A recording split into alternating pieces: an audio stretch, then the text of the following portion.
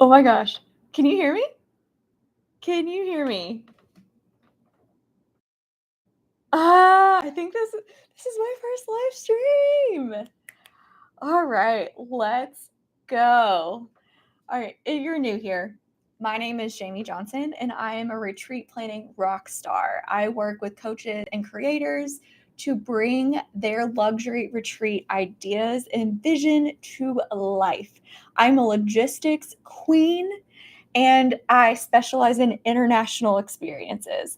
So, welcome, welcome, welcome. Hopefully, this is the first of many live streams. I'm so nervous to be here. But today, we are going to talk about retreat budgeting 101 and give you 5 tangible tips on how to stay and create a budget for your international retreat experience. So, let's go. The first tip is okay is building a buffer into your budget sheet.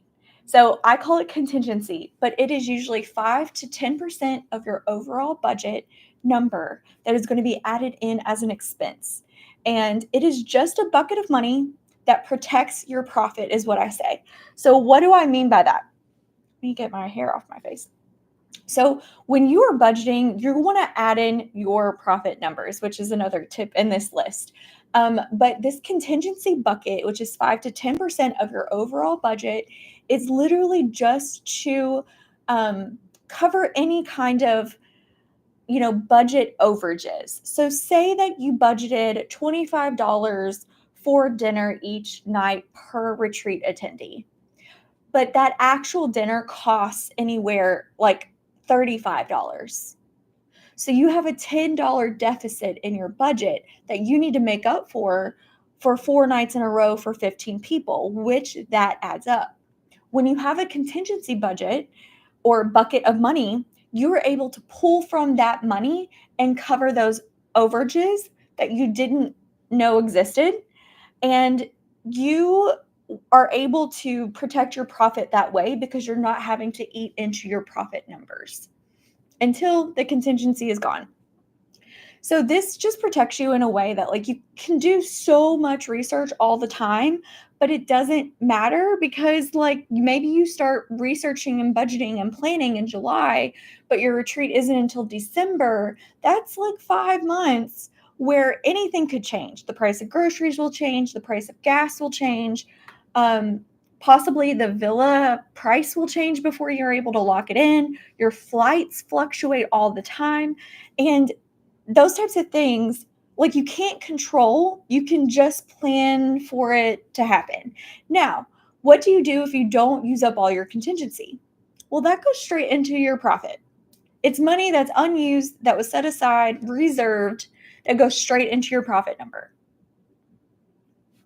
Woo woo, more money. Okay. All right, you guys. Number two, do research, then add some on top for gratuity and price changes. So that tip right there is you can spend all the time in the world, kind of what I talked about number one. You can spend all the time in the world researching the perfect sound bath girl or fire dancer or zip line or catamaran or like it doesn't matter. Insert whatever, chef. But until you book the actual experience at any point in time, these numbers can change.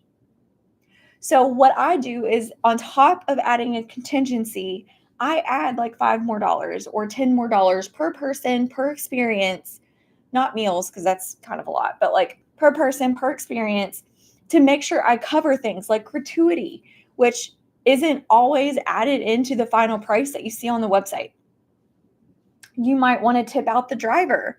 You might want to tip out the staff on the boat. You might want to tip out like any kind of service provider, a maid. And you need to have that kind of built in, which could also come from contingency. But when I'm budgeting experiences, I add a little bit extra because sometimes also like belly dancers or yoga instructors will add like we'll have a higher price point for a group. Not all the time, but sometimes. Or we'll have a higher price point to come on to like your villa location. So you might have drive time and gas and etc. that isn't on their website. Now, I'm not telling you when you're budgeting to go and reach out to all of these people and be like, hey, I'm creating something amazing in 4 different cities. What's your prices? Because at any point that could change. You just want a rough enough estimate with a little bit of a buffer in order to make intelligent, data-driven pricing decisions. Tip number 3, as you're going through and booking things, you're booking the villa, you're booking the chef, you're booking your flights, you want to update the budget tracker. So you know at any given point in time, you know what your numbers are, like in truth and not just estimated. Now, I also, in my budget spreadsheet, I also have a receipts tab so I can keep track of what costs what and what I've already paid. So I have like a deposit and like total payment for each of the line items just so I can keep track. It also makes bookkeeping a lot easier.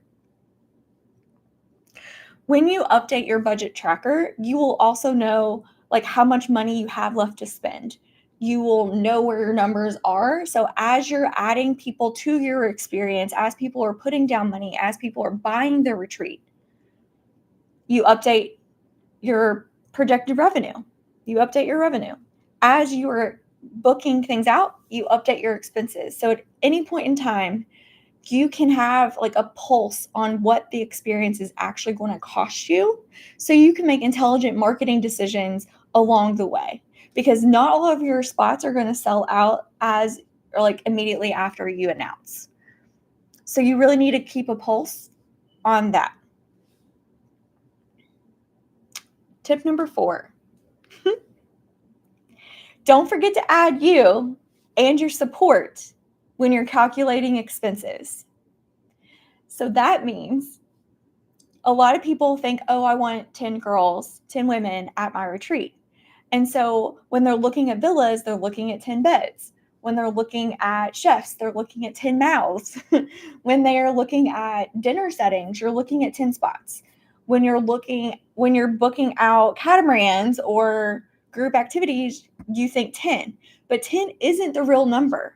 It's usually 11 or 12 because you'll have you and your support staff. Now, as a retreat host, I always recommend having support staff because you need to be able to walk away and pour all of your energy and attention and focus into your retreat attendees, because that's what they paid for. They paid for your time and attention. They paid for close proximity to you. So you want to give them that of which they paid. And you can't give your all, you can't give all of your energy and attention and focus if you're also worrying about what time the food's going to be ready. If you're also worrying about if transportation's going to be here on time. If you're also worrying about like who's going to blow up the inflatables for the pool party. If you're also worrying about like your phone buzzing because the dance instructor, the yoga instructor, the sound bowl girly can't find the villa and you're in the middle of teaching and interacting, but you also have to be on your phone doing the things. I think you get the idea. So when you are hosting the event experience, you need to have support. And it's really, really beneficial when you have someone who's done this before. Now, if they could have like a really good party planner or someone who has organized groups of people, it doesn't have to be a retreat planner, but I'm telling you, experience pays and sells. There's a reason why my job exists as a luxury retreat and conference planner, because people can't do it all themselves. So when you're adding in your budget, you need to add in 1 to 2 rooms or 1 to 2 beds for accommodations. You need to add 1 to 2 for meals, 1 to 2 for experiences, because you want your planner support on site so you can enjoy everything around and not have to be in the weeds.